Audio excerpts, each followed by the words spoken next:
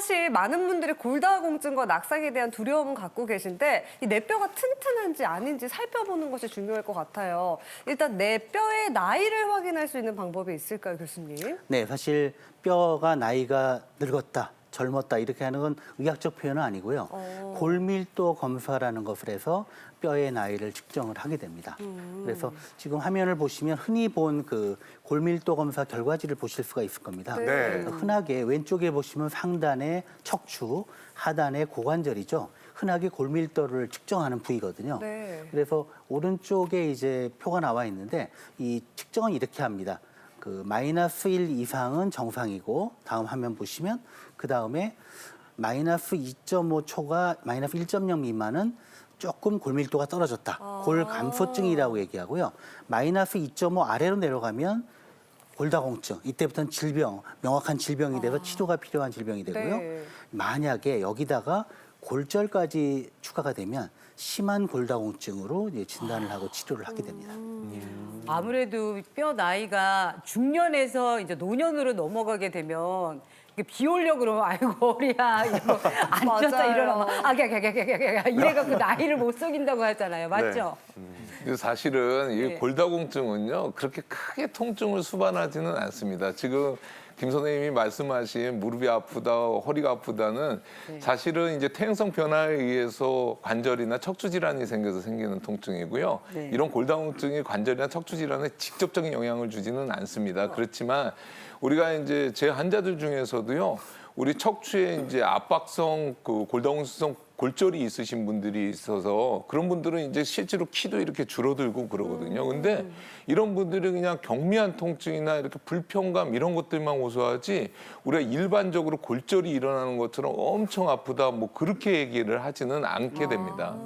근데 우리가 이제 내 뼈를 속까지 볼 수는 없잖아요. 확인하기가 어려운데 골다공증인지 아닌지 뭐 미리 알 수 있는 전조 증상이 있을까요, 교수님? 근데 따로 전조 증상이 없으니까 좀 문제죠. 그래서 그래요? 뭐 골절이 생기기 전까지 그 증상이 나타나지 않기 때문에 대부분 꾸부정한 자세, 그 한 자세를 나도 모르게 이제 생기거나 키가 줄어들거나 이런 증상이 있으면 우리가 골절이 있다 예상을 할 수가 있고요. 그만큼 골다공증이 있는 경우에는 저절로 이제 골절이 생기는 경우가 많습니다.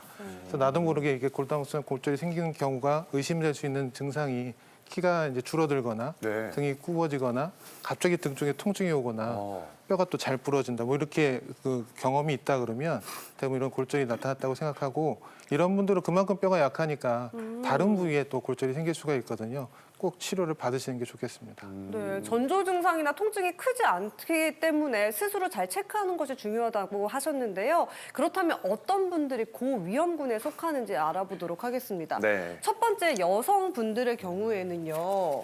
50세 이상이고 체중이 적고 마른 사람이 위험하다고 하셨는데 이건 좀 의외예요, 강 교수님. 네, 우선 골다공증은 여성, 특히 50세 기준으로 그 이상이 고위험군을 보는 데는 이유가 있습니다. 우선 만 50세 전후로 해서 여성은 폐경이 오기 때문인데요. 폐경이 오면 우리 몸에 변화가 오게 되는데 그 중에 하나가 우리 뼈를 만들 때 조골세포, 뼈를 만드는 세포, 파골세포, 뼈를 파괴하는 세포가 같이 균형을 이루는데 여성 호르몬이 폐경이 돼서 떨어지게 되면 파골세포가 더 활동이 많아지고요. 체내 칼슘이 체외로 소실되는 일이 많아지니까 골다공증이 급격하게 오게 돼요. 지금 화면을 보시면 그 파란색이 남성의 나이에 따른 그 골량이거든요. 네. 20, 30대 피크에 이르렀다가 남성도 떨어지지만 지금 골절역치라고 빨간 줄이 있죠. 네. 저 밑으로 가면 골절이 되기 쉬운 골밀도의 저하가 오는 시기인데 남성은 사실 크게 문제가 안 되죠. 그렇네요. 근데 여성의 경우는 50세가 되는 폐경기부터 급격하게 떨어져요. 그러니까 진짜 그 골다공증, 그러니까 골절이 오기 쉬운 그런 골밀도에 도달할 위험이 높아지게 됩니다. 아니 다이어트 하느라고 너무나도 애썼는데 아니 왜 마른 사람이 더 위험한 거예요? 그렇죠. 이게 그 체중이 적으면 네. 그만큼 이게 뼈는 위에서 압력을 받아야 이게 다져지고선 단단해지는데 저같이 덩치 큰 사람들은 네. 그런 걱정 안 해도 되죠. 저는 정상일 거니까. 근데 마르신 분들은 그 압력이 적으니까 아무래도 약하게 되는 거라 가뜩이나 이제 폐경기가 지나가고 그다음에 근육량도 줄어들고 이렇게 마른 체형에 있는 분들은 이중으로 뼈가 약해지는 현상이 발생되게 됩니다. 자, 그렇다면 이번에는 남자의 경우를 한번 살펴보도록 하겠습니다. 자, 여자까지 알아봤고요. 남자의 경우엔 배가 나오고 체지방률이 높은 사람이 위험하네요. 여자와는 위험군이 다르네요, 교수님. 그래요.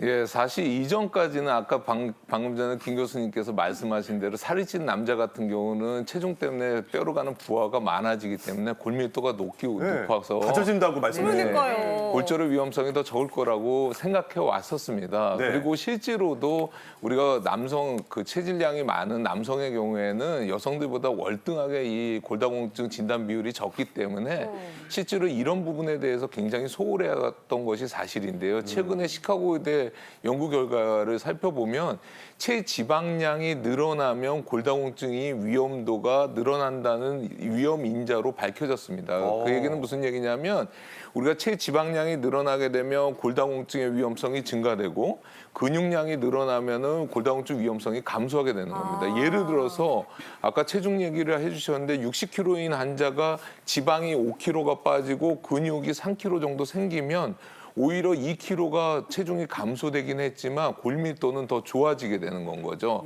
그렇다는 거를 이해를 하셔야 될 것 같습니다. 그렇다면은 체중은 많되 이게 근육으로 다져진 몸매가 좋다는 말씀인가요? 네, 그렇죠. 아, 운동을 열심히 해야 되겠습니다.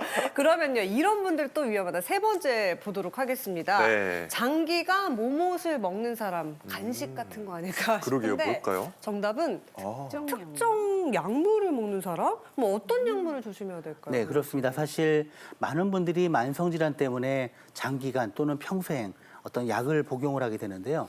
일부 약물은 이 칼슘의 위장에서 흡수를 방해하거나 또는 칼슘의 배출을 촉진하기 때문에 골다공증을 유발할 수가 있거든요. 자, 어떤 약들일까요? 화면을 보시면요.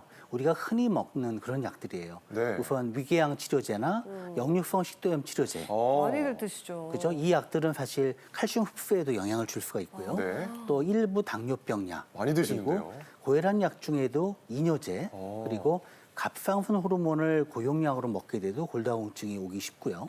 그다음에 항경련제, 또 항암제 같은 이런 약들이 칼슘 대사에 영향을 미치거나 흡수에 영향을 미쳐서 골다공증을 유발할 위험이 높아집니다.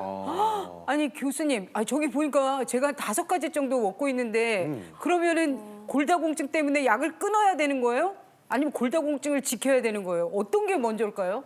예, 사실 일부 약들은 골다공증에 영향이 없는, 그러니까 칼슘 흡수에 영향이 없는 것으로 대체할 수 있는 경우도 있고요. 네. 그리고 대체가 어려운 약의 경우는 이익과 불이익을 갖다 잘 균형 잡아서 주치 선생님이 약을 조정하거나 계속 드시도록 결정을 해드릴 겁니다. 네. 자, 이어서 골다공증과 골절 예비 환자 네 번째 보겠습니다. 만성 질환자 중에서는 콩팥 기능이 약하신 분들, 그리고 당뇨병 환자이신 분들 관리를 잘 해줘야 되는군요, 강 교수님. 예, 그렇습니다. 우선 그 콩팥 질환이 있는 분들은 이 오랫동안 이 질병에 노출이 되면 체내 칼슘하고 인의 균형이 깨지게 되는데요. 그러면서 이제 칼슘이 체외로 배출되는 상황이 되면서 골밀도를 낮추는 요인이 됩니다. 또 하나는 당뇨병의 경우 좀 특이한데요. 그 측정을 해봤더니 골밀도가 정상이에요. 네. 심지어는 약간 높은 경우라도 골절이 잘 오는 경우가 있어요. 그래서 당뇨병 환자의 경우는 그 질병 자체의 특질 때문에 그 골질, 뼈 안에 구성 성분의 이런 응집도나 결합력이 저하돼 있거든요. 네. 골밀도가 정상이라 할지라도 골절의 위험이 커져서 주의가 필요합니다. 와, 저는 그 골다공증 하면 할머니들만 걸리는 줄 알았더니 교수님 말씀 들어보니까 우리 모두들 다 걸릴 수 있는 그런 상황이네요. 그러게요. 네, 사실 숫자로도 그렇습니다. 우리가 할머니들이 걸릴 거라고 생각을 네. 하는데요. 50세 여성의 50세 이상 여성의 37.3%가 골다공증 진단을 받거든요. 그러면 3분의 1이 넘는 거예요. 그러게요. 그다음에 48%가 골감소증을 받아요. 그러면 반 정도 되는 거거든요. 남자도 상당히 생각보다는 높은데요. 남자도 골다공증 같은 경우는 7.5%, 골감소증 같은 경우는 45%까지 보고를 하고 있어요. 또 남자들도 자유롭지 않은 게 65세 이상이 되게 되면 5명당 1명꼴로 골다공증 진단을 받고 있기 때문에 사실 50세가 넘으면 남녀를 불문하고 이 골다공증에 대해서 긴장을 하고 계셔야 됩니다. 네, 누구나 골다공증으로 고생하실 수 있다는 얘기였는데요. 그렇다면 어떤 것들이 것들이 중요한지 또 볼게요. 네. 한 발로 버티고 서기가 안 되는 근감소증 분들도 주의하셔야 되는데 확실히 근육하고 골격하고 근감소증하고 관련이 많이 있나 봐요, 교수님. 네, 많이 있습니다. 그래서 근감소증이 있는 분들은 그만큼 골절의 위험성이 한 6.5배 정도 증가된다고 되어 있는데요. 네. 그 근육하고 뼈는 어차피 같은 하나 단위이기 때문에 같이 갈 수밖에 없어서 근육이 많은 사람들이 뼈가 약한 사람들은 없고 거꾸로 뼈가 뭐 잘 있다 하더라도 근육량이 좀 줄어든 사람은 없거든요. 이 반대 방향도 그런 게 생기는 거기 때문에 그만큼 근육이 잘 중요하고 근육량이 유지되면 낙상도 예방되기 때문에 그게 또 도움이 되고요. 그쵸. 실제로 만약에 넘어진다 하더라도 그 고관절 같은 경우에도 근육량이 충분히 되면 쿠션 역할을 할 수가 있기 때문에 넘어지더라도 골절의 위험성이 좀 줄어들게 돼 있습니다. 그런데요, 교수님 왜 한 발로 버티고 서는 건 안 되는 거죠? 그러니까 그만큼 근육량이 이제 줄어서 그러는 건데요. 네. 그 50대가 지나가면 정상적으로 뭐 제 나이도 그렇지만 1년에 1%씩 근육이 없어지게 돼 있습니다. 그게 정상 노화거든요. 근데 그게 빨리 진행을 하면 이제 근감소증이 되는 거라 우리가 병이라고 얘기를 많이 하는데요. 설문조사를 하는 항목들이 있습니다. 한번 보시면 네. 그 근감소증 가가 진단의 설문조사에 무게 4.5kg 들어서 나는 것이 얼마나 어려운가. 그러니까 뭐 그 생수병 2개 정도 2리터짜리 들고 있으면 그걸 알 수가 있고요. 방안 한쪽 끝에서 다른 쪽까지 걸어가는 거, 그다음에 횡단보도 이렇게 걷는 거 네. 이런 것도 우리가 할 수 있는지 알 수도 있고 계단을 쉬지 않고 오르면 어떤가, 뭐 1년 동안에 몇 번이나 넘어졌냐 이런 항목들을 점수화를 매겨서 저기에 4점 이상이 되면 그만큼 근감소증이 위험성이 있다 이렇게 생각하실 수가 있어요. 그리고 허벅지랑 다리 근육이 가늘어지면 그만큼 위험 신호일 수가 있게 되니까 그런 거를 또 자기가 저 테스트를 하는 방법들이 또 간단한 게 있거든요. 네. 한번 나와서 예. 해보실까요? 그럴까요? 지금 그런 테스트 해볼 수 테스트가 있어요? 있나요? 네. 네. 한번 같이 테스트를 해보도록 하겠습니다. 네, 처음에는 뭐 의자 옆에 이렇게 잠깐 쓰셔서 해도 되고요. 네. 네. 그러니까 우리 군대에 가면 반동 연습하잖아요. 네. 그러니까 허리 춤에 손을 이렇게 대고 네. 그리고 간단하게 한쪽 다리에 몸무게를 실는 겁니다. 네. 그래서 한쪽 다리를 살짝 들어서 한 40도 정도를 유지하는 겁니다. 그래서 요거를 10초 유지할 수 있게 하나, 둘, 셋, 넷, 다섯, 여섯, 일곱, 여덟, 아홉, 열 하고선 교수님 이렇게 진짜 흔들림이 되면 하나도 없네요. 네, 그러면 이제 근육량이 충분하신 거고 이게 흔들리거나 넘어지면은 이게 좀 문제가 있는 거니까 혹시 모르니까 옆에다 제가 의자를 갖다 놨는데 네. 노인분들이 이걸 해보실 때는 항상 이런 걸 잡을 수 있게 하시는 게 좋으세요. 그래서 어르신분들 테스트 해볼 때는 이렇게 받칠 수 있는 게 중요하겠네요. 네. 그렇죠. 잡을 수 있는 예, 거. 그래야지 넘어지지가 않으니까요. 네. 그리고 반대쪽 다리도 그 똑같은 방향으로 그런 식으로 이제 연습해서 10초 유지할 수 있는지를 확인하시면 됩니다. 네. 그리고 이게 이제 쉽다고 생각하고선 잘 하시는 분들은 많은데요. 그 다음 단계는 의자에 앉아서요. 의자에 앉아서 그 상태 자세를 취한 다음에 그 상태에서 일어났다 앉았다를 5번을 하는 겁니다. 이 상태에서요? 예, 이 그래서 상태에서 자, 시작. 시작. 하나, 하나, 이렇게 둘, 둘, 둘, 셋, 셋, 넷, 넷, 다섯. 다섯 다섯. 해서 앉은 상태가 딱 됐을 때 시간을 재서 네. 이게 12초가 넘어가면 근감소증이 의심된다. 이렇게 보실 수가 있어요. 그래서 어르신분들 또 이거 한다고 열심히 하다가 또 앞으로 넘어질 수가 있으니까 앞에 꼭 받치는 게 있는 가운데서 이제 해보시면 좋을 것 같고요. 네.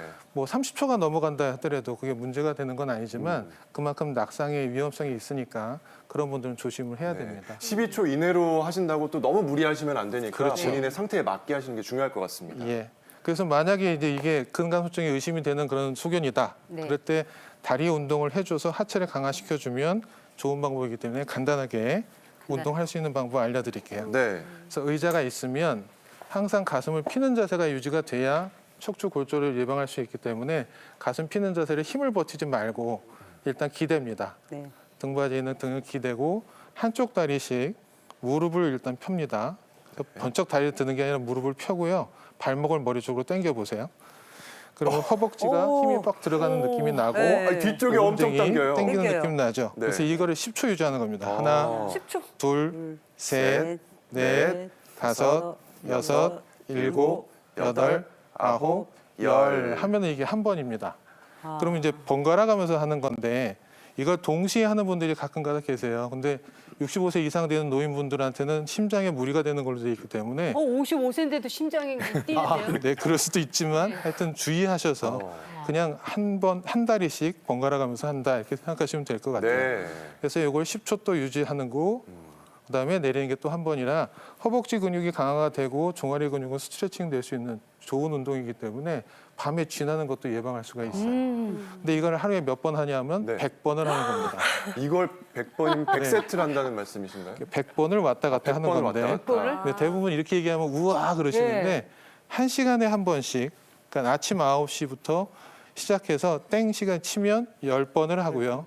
그다음에 매 시간마다 해서 점심시간 빼고 저녁 7시까지만 해도 총 10번이 되니까 100번. 한꺼번에 많이 하라는 게 아니라 10번씩 10번 하면 총 100번이 됩니다. 그래서 분산시켜서 하게 되면 도움이 되겠습니다.